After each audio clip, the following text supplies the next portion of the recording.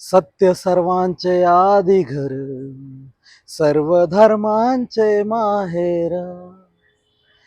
ही प्रार्थना म्हणून प्रत्येकाला सत्याचं महत्त्व सांगणारे आणि प्रत्येकाला भेटल्यानंतर हातामध्ये दोन सोनचाफ्याची फुलं देऊन त्याच्या आयुष्यामध्ये नवा सुगंध पेरणारे बाबा आज आपल्या सगळ्यांना सोडून गेले.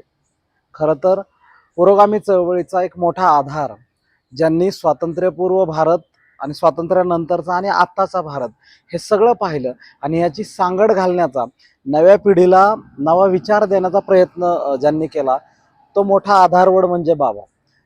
बाबा म्हणजे एक चालतं बोलतं विद्यापीठ होतं, चळवळीचं एक विद्यापीठ होतं. बाबांनी हजारो कार्यकर्ते घडवले.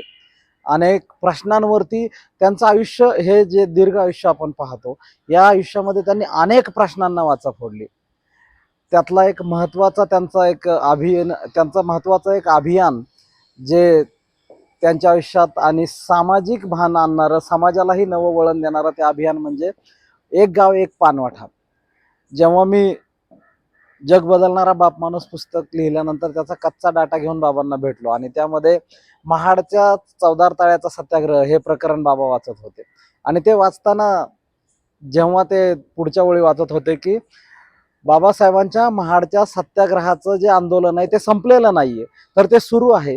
हे मी मांडताना लिहिलं होतं की ते आंदोलन पुढं चालवण्याचं आणि समतेसाठी लढण्याचं काम बाबा आढाव हे महान समाजसेवक मोठ्या ताकदीनं करत आहेत. आणि तेच अभियान म्हणजे पुढं एक गाव एक पानवाटा आहे.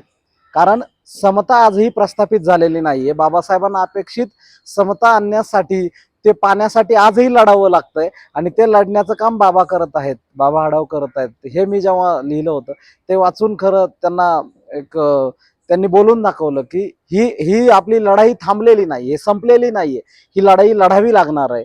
आणि तेव्हा त्यांनी एक आठवण मला सांगितली होती की पुण्यामध्ये बाबासाहेब आंबेडकरांची सभा झाली होती साधारण 1940च्या नंतरच्या 42च्या नंतरच्या काळामध्ये. आणि त्या सभेला मी उपस्थित होतो आणि बाबासाहेबांना मी स्वतः ऐकलं. आणि बाबासाहेबांचे ते शब्द, बाबासाहेबांची ती मूर्ती, बाबासाहेबांचे ते हावभाव आजही मला आठवतात. आणि त्यातून मी ऊर्जा घेतो हे बाबा आवर्जून सांगायचे. ते सांगतानाही त्यांच्या मनात, डोळ्यांमध्ये करारीपणा, मनात अभिमान दाटून आलेला होता. अशा कित्येक आठवणी आहेत. या देशातल्या हजार कोट्यवधी लाखो दीनदलितांना, कामगारांना ते आपले वाटायचे, आपला आधार वाटायचे. आजही गावागावातल्या हमाल पंचायतीमध्ये काम करणाऱ्या प्रत्येक तिथल्या कामगाराला, प्रत्येक आया बहिणीला आपला आधार गमावलाय असं वाटतं. रिक्षा चालवणाऱ्या प्रत्येक दादाचे डोळे आज भरून आलेले आहेत. कारण त्यांच्या हक्कांसाठी बोलणारा, त्यांच्या हक्कांसाठी लढणारा हा एक लढवय्या, ज्याने काळाच्या ओघामध्ये इथल्या प्रत्येकाला न्याय देण्यासाठी लढाई उभी केली. असे या महाराष्ट्रातल्या प्रत्येक घरातल्या माणसाला आपले वाटावे, प्रत्येक झोपडीतल्याला ते आपले वाटावे, असे बाबा आज आपल्या सर्वांमधून निघून गेलेत. खरं तर बाबा तुम्ही कुठेही गेलेला नाहीत. तुम्ही जी दोन फुलं प्रत्येकाच्या हातावर ठेवायचात ना, त्या दोन फुलांसोबत तुम्ही एक सुगंधाचं नातं आमच्यासोबत जोडत होतात.